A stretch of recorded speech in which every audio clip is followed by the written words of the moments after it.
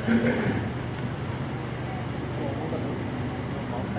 الله الرحمن الرحيم نحمده ونصلي على رسوله الكريم اما بعد فاعوذ بالله من الشیطان الرجیم بسم اللہ الرحمن الرحیم سورۃ الذاریات شروع ہو گئی ہے۔ اللہ تعالیٰ نے اپنی مختلف نشانیوں کا ذکر کیا اور اس کے بعد پھر تاریخ حقائق کی طرف متوجہ کیا کہ ہم نے اس سے پہلے موسیٰ کی جو قوم تھی فرعون اور آپ کے جو نام رکھنے والے تھے ان کو ہلاک کیا۔ فرمایا کہ یہی نشانی آپ کی سرگزش میں بھی ہے جب ہم نے ان پر بے خیز اور خشک ہوا چلا دی، وہ جس چیز پر بھی گزرتی تھی اسے ریزہ ریزہ کیے بغیر نہ چھوڑتی تھی۔ اور یہی نشانی سمود کی سرگزش میں بھی ہے جب ان سے کہا گیا کہ تھوڑی مدت کے لیے مزے کر لو، مگر اس تنبیہ پر بھی انہوں نے اپنے پروردگار کے حکم سے منہ موڑا اور سرتابی کی تو انہیں کڑک نے آ لیا اور وہ دیکھتے رہے، پھر نہ ان کے لیے اٹھنا ممکن ہوا اور نہ وہ اپنے آپ کو بچا سکے۔ اس سے پہلے قوم نوح کو بھی ہم نے اسی طرح پکڑا، یقیناً وہ بھی نافرمان لوگ تھے۔ پھر کیا مشکل ہے کہ ہم انہیں دوبارہ کھڑا کریں، اور تم دیکھتے نہیں ہو کہ آسمان کو ہم نے عظیم قدرت کے ساتھ بنایا ہے اور ہم بڑی وسعت رکھنے والے ہیں، اور زمین کو ہم نے بچھا دیا ہے، سو کیا خوب بچھانے والے ہیں۔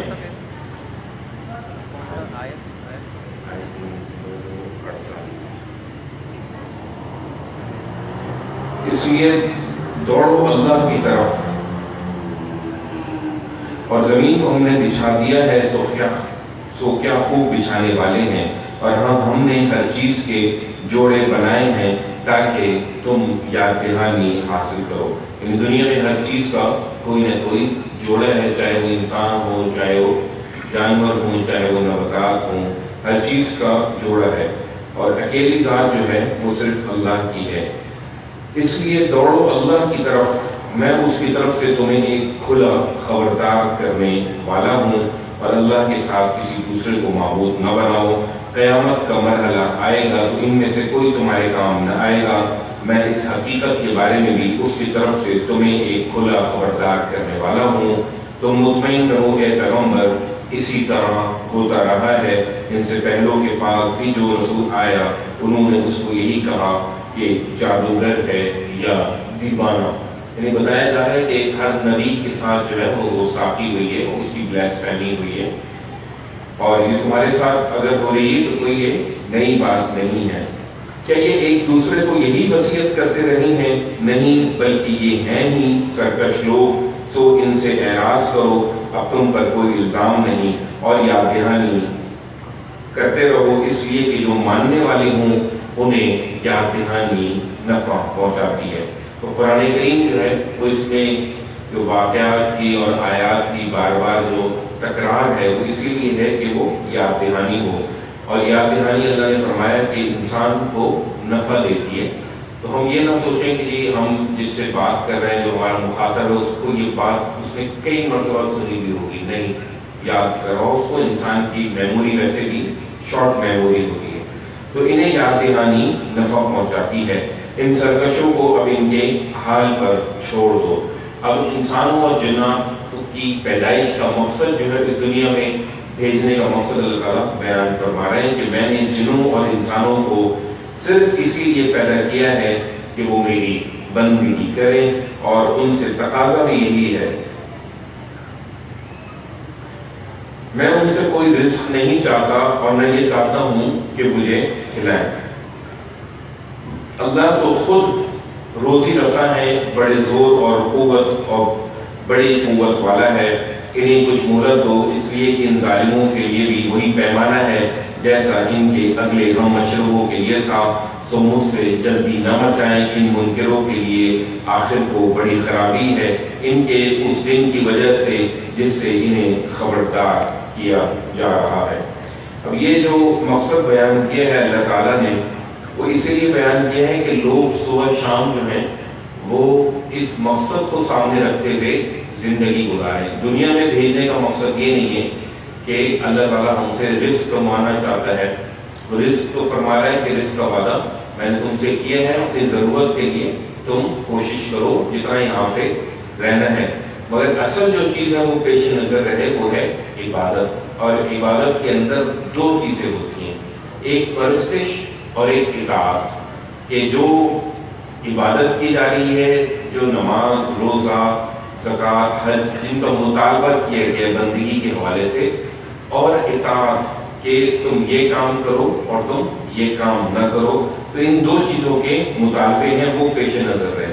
اور انسان کا سب سے بڑا امتحان جو ہے وہ اس کے کام کی جگہ پہ ہے، وہ اپنے دفتر میں ہے یا اپنی دکان پہ ہے یا اپنی زراعت پہ ہے یا اپنے گھر پر ہے، کیونکہ یہاں پہ اس کا پرائم ٹائم گزرتا ہے، یہاں اس کا اصل امتحان ہے، کیونکہ یہاں پہ اس کے پاس سارے اختیارات موجود ہوتے ہیں اور ایک طرح سے مکمل آزادی حاصل ہوتی ہے، اور اسی آزادی اور اسی اختیار کا امتحان ہے، اور اللہ تعالیٰ اسی میں ہی دیکھتے ہیں کہ کون میری بندگی کر رہا ہے اور کون شیطان کی اطاعت کر رہا ہے۔ تو اگر آپ اپنا جو کام ہے، جو ذمہ داری ہے، جو دفتر ہے، جو کاروبار ہے، جو دکان ہے یا جو ملازمت ہے، اس کو اللہ کے حکم کو سامنے رکھتے ہوئے گزاریں گے تو وہ عبادت بن جائے گی، وہ خود عبادت بن جائے گی، وہاں دفتر جانا، دکان جانا وہ ایک مستقل عبادت بن جائے گی۔ سورہ طور اور سورہ نجم، یہ دونوں صورتیں آپس میں جوڑے ہیں، اور اس میں بھی انذار ہے، عذاب سے ڈرایا جا رہا ہے، خصوصاً سردار قریش جو ہے ان کے رویے پر تنقید ہے، اور پھر آخرت کے حوالے سے ان کے جو جاہلانہ عقائد تھے ان کی تردید کا پہلو اس میں نمایاں ہے۔ اللہ کے نام سے جو سراسر رحمت ہے، جس کی شفقت ابدی ہے، طور گواہی دیتا ہے، یہ وہی پہاڑ ہے جس پہ حضرت موسیٰ علیہ السلام کو نبوت سے سرفراز فرمایا تھا اللہ نے، اور جھلی کے کھلے اوراق میں لکھی ہوئی کتاب، تو جو توریت تھی وہ جھلی پر لکھی ہوئی تھی، اور پتلی جو جھلی ہوتی ہے اس پہ، اور اللہ تعالیٰ ان ساری چیزوں کی گواہی اس لیے پیش کر رہا ہے کہ اگر تمہیں اس کے بارے میں شبہ ہے کہ اللہ کی طرف سے یہ نازل کردہ نہیں ہے تو ان کے علماء سے پوچھ لو جا کے اور ان سے کہو کہ ہمیں وہ لکھا ہوا دکھائے۔ اور جھلی کے کھلے اوراق میں لکھی ہوئی کتاب بھی اسی طرح آباد گھر، یہ تمہاری زمین گواہی دیتی ہے، اور آسمان کی اونچی چھت اور لبریز سمندر بھی جو تیرے پروردگار کا عذاب واقع ہو کر رہے گا، اسے کوئی ہٹانے والا نہیں ہے۔ اس دن جب آسمان کپ کپا کر لرزے گا اور پہاڑ چلنے لگ جائیں گے، تو اس دن بدبختی ہے جھٹلانے والوں کی جو اپنی سخن سازیوں میں لگے ہوئے کھیل رہے ہیں، جس دن وہ دھکے دے دے کر دوزخ کی آگ کی طرف لے جائے جائیں گے، کہا جائے گا یہ وہی آگ ہے جسے تم جھٹلایا کرتے تھے، اب بتاؤ یہ جادو ہے یا تمہیں کچھ سجھائی نہیں دے رہا، اس میں جا پڑو، پھر اسے برداشت کرو یا نہ کرو، تمہارے لیے برابر ہے، تم وہی بدلہ پا رہے ہو جو تم کرتے رہے۔ پرہیزگار البتہ باغوں اور نعمتوں میں ہوں گے، ان کے پروردگار نے جو کچھ انہیں بخشا ہے اس سے لطف لے رہے ہوں گے، اور اس سے بھی کہ ان کے پروردگار نے انہیں دوزخ کے عذاب سے بچا لیا۔ اب کھاؤ اور پیو مزے سے اپنے اعمال اپنے ان اعمال کے صلے میں جو تم کرتے رہے ہو، وہ برابر بچھے ہوئے تختوں پر تکیے لگائے بیٹھے ہوں گے، اور آہو چشم گوریاں ہم نے ان سے بیاہی ہوں گی۔ جو لوگ ایمان لائے ہیں اور ان کی اولاد بھی کسی درجے میں ان کے نقش قدم پر چلی ہے، ان کی اس اولاد کو بھی ہم انہی درجے میں ان کے ساتھ ملا دیں گے، اور ان کے عمل میں ان کے لیے کوئی کمی نہ کریں گے۔ یعنی اولاد بھی اگر جنت میں ہوگی مگر اگر نیچے درجے میں ہوگی تو اللہ تعالیٰ ان کے نیچے درجے سے اٹھا کر والدین کے درجے تک جو اگر بلند درجے پہ ہوں تو پہنچا دیں گے، اس لیے کہ ہر ایک اپنی کمائی کے بدلے میں رہن ہے، یعنی ہر آدمی جو کچھ کما رہا ہے وہ اس کے بدلے میں رہن گروی رکھا ہوا ہے، اور جو جس چیز کے بدلے میں گروی رکھا جائے گا اس کو ویسا ہی بدل دیا جائے گا۔ ہم ان کی من پسند میوے اور گوشت ان کو برابر دیتے چلے جائیں گے، وہ اس میں شراب کے جام ایک دوسرے سے لے رہے ہوں گے، جس میں نہ وہ گوئی ہوگی اور نہ دوسروں پر گناہ کی تہمتیں، اور چھپا کر رکھے ہوئے موتیوں کی طرح خوبصورت کر کے انہی کے لیے خاص ان کی خدمت میں دوڑتے پھر رہے ہوں گے۔ وہ پیچھے کا حال پوچھتے ہوئے ایک دوسرے کی طرف متوجہ ہوں گے۔ اب جنتی آپس میں مذاکرہ کریں کہ ہم دنیا میں کیا ہمارے حالات تھے. کہیں گے کہ ہم اس سے پہلے اپنے گھر والوں کے بارے میں ڈرتے رہتے تھے، سو اللہ نے ہم پر فضل فرمایا اور ہمیں دوزخ کی جھلسا دینے والی ہوا کے عذاب سے بچا لیا. ہم اس سے پہلے اسی پروردگار کو پکارتے تھے، اس میں شبہ نہیں کہ وہ بڑا باوفا ہے، اس کی شفقت ابدی ہے.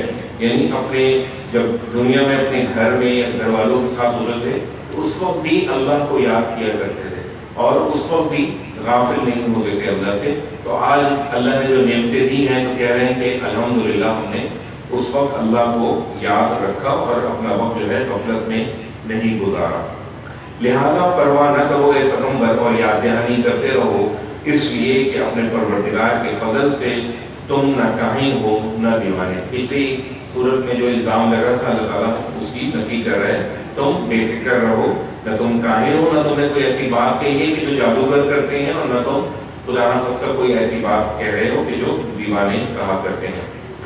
کیا یہ کہتے ہیں کہ یہ ایک شاعر ہے جس کے لیے ہم گردش روزگار کے منتظر ہیں؟ ان سے کہہ دو اچھا انتظار کرو، میں بھی تمہارے ساتھ انتظار کرتا ہوں. کیا ان کی عقل انہیں یہی کچھ سجاتی ہیں کہ یہ ہیں ہی سرکش لوگ؟ کہ یہ کہتے ہیں کہ اس نے یہ قرآن خود ہی گھڑ لیا ہے؟ نہیں، یہ بات نہیں ہے، بلکہ یہ ماننا نہیں چاہتے. یہ اپنی بات میں سچے ہیں تو اسی شان کا کوئی کلام بنا لائیں. ان سے پوچھو یہ آخرت کو نہیں مانتے تو کیا بغیر کسی خالق کے پیدا ہو گئے ہیں، یا آپ ہی اپنے خالق ہیں؟ یا زمین اور آسمانوں کو انہوں نے پیدا کیا ہے؟ نہیں، یہ بات نہیں ہے، بلکہ یہ یقین نہیں رکھتے. یہ کس بدتے پر اکڑ رہے ہیں؟ تیرے پروردگار کے خزانے کیا انہی کے پاس ہیں، یا ان پر انہی کا حکم چلتا ہے؟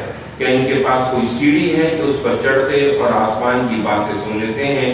ان کے لیے وہاں بھی عیش ہے. اگر ایسا ہے تو ان میں سے جس نے سنا ہے وہ کوئی واضح دلیل پیش کرے. یہ ذرا اپنے عقائد کو دیکھیں، کیا وہ جو زمین و آسمان کا خالق ہے اس کے لیے بیٹیاں ہیں اور تمہارے لیے بیٹے؟ یہ کیوں نہیں سنتے؟ کیا تم ان سے کوئی اجر مانگتے ہو جس کے تاوان کے بوجھ تلے یہ دبے جا رہے ہیں؟ کیا ان کے پاس غیب کا علم ہے؟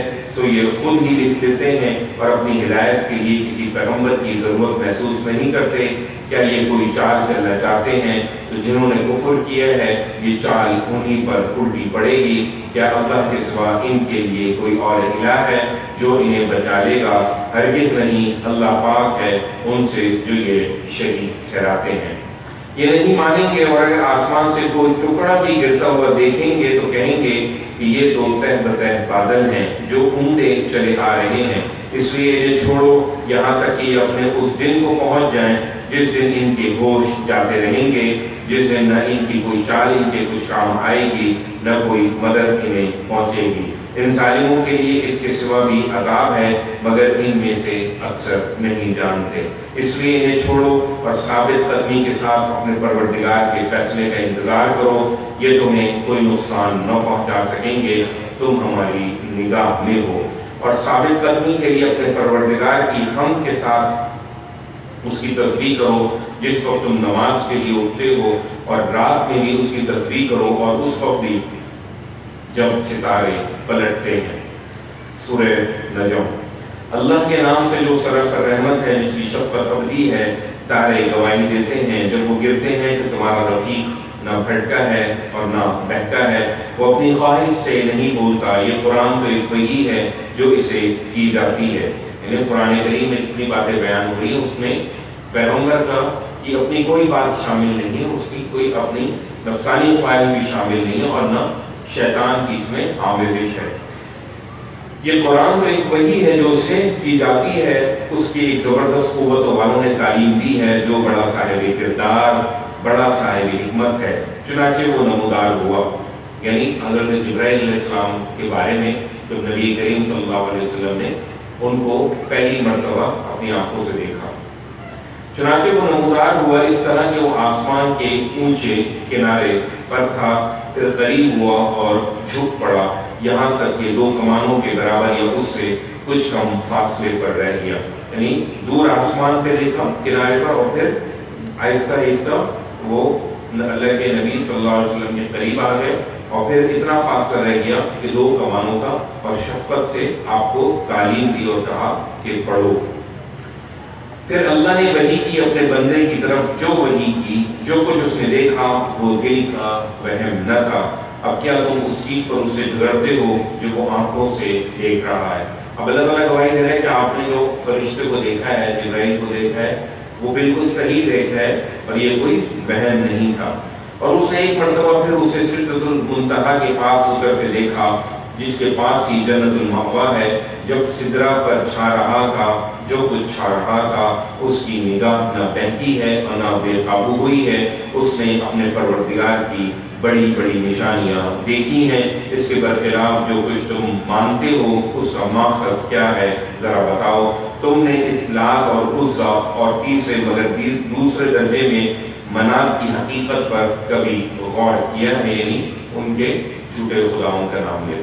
انہیں خدا کی بیٹیاں کہتے ہو، سبحان اللہ، اللہ پاک ہے، تمہارے لیے بیٹے ہیں اور اس کے لیے بیٹیاں، یعنی جو تم اپنے لیے پسند نہیں کرتے اور وہ کہتے ہو کہ وہ خدا کے لیے ہیں۔ یہ تو بڑی بھونڈی تقسیم ہوئی، نہیں، یہ محض نام ہیں جو تم نے اور تمہارے باپ دادا نے رکھ لیے ہیں۔ ان کے حق میں اللہ نے کوئی سند نہیں اتاری، ان کی حماقت پر افسوس، یہ محض وہم و گمان اور اپنے نفس کی خواہشوں کے پیروکار ہیں، حالانکہ ان کے پاس ان کے پروردگار کی طرف سے نہایت واضح ہدایت آ چکی ہے۔ یہ اپنی خواہش سے جو چاہے بنا لے، لیکن کیا آدمی وہ سب کچھ پالے گا جو اس نے چاہا؟ ہرگز نہیں۔ سو یاد رکھیں کہ دنیا اور آخرت سب اللہ ہی کے اختیار میں ہے، اس کے قوانین کسی خواہش سے نہیں بدلتے۔ اور ان کے معبودوں کا کیا ذکر، آسمانوں میں کتنے ہی فرشتے ہیں جن کی شفاعت کچھ بھی کام نہ آ سکے گی مگر جب اللہ اجازت دے جس کو چاہے اور جس کے لیے پسند کرے۔ جو آخرت کو نہیں مانتے وہی فرشتوں کے نام عورتوں کے نام پر رکھتے ہیں، حالانکہ انہیں اس معاملے کا کوئی علم نہیں ہے۔ وہ محض گمان کی پیروی کر رہے ہیں اور گمان حق کی جگہ کچھ بھی کام نہیں دے سکتا۔ یہاں پر ایک حقیقت کی طرف اشارہ کر دیا کہ گمان اور حقیقت میں بہت فرق ہوتا ہے، لہذا گمان حق کی کچھ جگہ نہیں دے سکتا۔ اس لیے پیغمبر ان سے اعراض کرو جنہوں نے ہماری یاد دہانی سے اعراض کیا ہے اور دنیا کی زندگی کے سوا جنہیں کچھ مطلوب نہیں ہے، ان کا مبلغ علم یہی ہے، یعنی ان کا جتنی معلومات اور جتنا ان کا علم ہے اسی دنیا کے ہی حوالے سے ہے۔ ان کو اب ان کے حال پر چھوڑ دو، تیرا پروردگار خوب جانتا ہے اس کے راستے سے کون بھٹک گیا ہے، اور وہ ان کو بھی خوب جانتا ہے جو اس کی ہدایت پر ہیں۔ یعنی تم یہ فیصلہ نہ کرو کہ کون حق پر ہے اور کون ہدایت پر ہے، یہ اللہ کا کام ہے، کیونکہ اللہ جو ہے وہ ہر وقت نگرانی کر رہا ہے، کوئی انسان دوسرے کی نگرانی نہیں کر رہا۔ زمین اور آسمانوں میں جو کچھ ہے اللہ ہی کے اختیار میں ہے، اس کا نتیجہ یہی نکلے گا کہ برائی کرنے والوں کو ان کے عمل کی سزا دے اور ان لوگوں کو اچھی جزا دے جنہوں نے اچھے کام کیے، جو بڑے گناہوں اور کھلی بے حیائیوں سے بچتے رہے، مگر یہ کہ کبھی کچھ آلودہ ہو گئے وہ انہیں معاف فرما دے گا۔ اس میں شبہ نہیں کہ تیرے پروردگار کا دامن مغفرت بہت وسیع ہے۔ آدم کے بیٹوں، تم اپنے آپ کو بڑی چیز سمجھتے ہو، حقیقت یہ ہے کہ وہ تمہیں اس وقت سے جانتا ہے جب اس نے تمہیں براہ راست زمین سے پیدا کیا اور جب تم اپنی ماؤں کے پیٹ میں ابھی جنین ہی تھے۔ سو اپنی پاکیزگی کے دعوے نہ کرو، تمہارے لیے تقوی ہی باعث شرف ہے، اور جنہوں نے تقوی اختیار کیا ہے انہیں وہ خوب جانتا ہے۔ یعنی جو تقوی اختیار کرے وہ اس کے دعوے نہ کرے کہ میں تو بہت پاک باز ہوں یا میں اللہ کے بہت قریب ہوں۔ اللہ فرما رہے ہیں اگر کوئی دعویٰ کرنا چاہ رہا ہے اللہ کے لیے تو اللہ اس کو خوب جانتا ہے کہ کون کس جگہ پر ہے۔ یہ بڑی غلط فہمی میں مبتلا ہے۔ سو کیا تم نے اس شخص کو دیکھا ہے جس نے منہ پھیر لیا اور خدا کے دیے ہوئے رزق میں سے تھوڑا سا دے کر رک گیا؟ وہ سمجھتا ہے کہ آخرت میں بھی عالی مقام ہوگا۔ کیا اس کے پاس غیب کا علم ہے کہ وہ اپنے مراتب کو دیکھ رہا ہے؟ کیا اسے ان باتوں کی خبر نہیں پہنچی جو موسیٰ کے صحیفوں میں ہے اور ابراہیم کے صحیفوں میں بھی، جس نے وفا کا حق ادا کر دیا؟ یہ کوئی جان دوسرے جان کا بوجھ نہیں اٹھائے گی، اور یہ کہ انسان کو آخرت میں وہی ملے گا جو اس نے دنیا میں کمایا ہے۔ اور یہاں پہ اللہ تعالیٰ نے بالکل دو ٹوک الفاظ میں بیان کر دیا ہے۔ ایک تو کہ کوئی کسی دوسرے کے گناہ کا بوجھ نہیں اٹھائے گا، اور دوسری بات یہ کہ انسان کے لیے وہی ہے جو اس نے اپنے لیے اپنے ہاتھوں سے دنیا میں کمایا، لہذا کسی کے دوسرے کے اعمال پر انسان کو چاہیے کہ وہ تکیہ نہ کرے، اور یہ کہ جو کچھ اس نے کمایا ہے وہ عنقریب دیکھا جائے گا، پھر اس کو پورا بدلہ دیا جائے گا، اور یہ کہ آخرکار پہنچنا تیرے رب ہی کے پاس ہے۔ اور اس پر مزید کہ یہ وہی ہنساتا اور وہی رلاتا ہے، اور یہ کہ وہی مارتا ہے اور وہی زندہ کرتا ہے، اور یہ کہ پانی کی ایک بوند سے جب کو ٹپکا دی جاتی ہے وہی نر و مادہ کا جوڑا پیدا کرتا ہے، اور یہ اسی کے ذمے ہے دوبارہ اٹھانا، اور یہ کہ وہی غنی کرتا ہے اور سرمایہ دار بناتا ہے، اور وہ ہی ہے جو شعراء کا رب ہے۔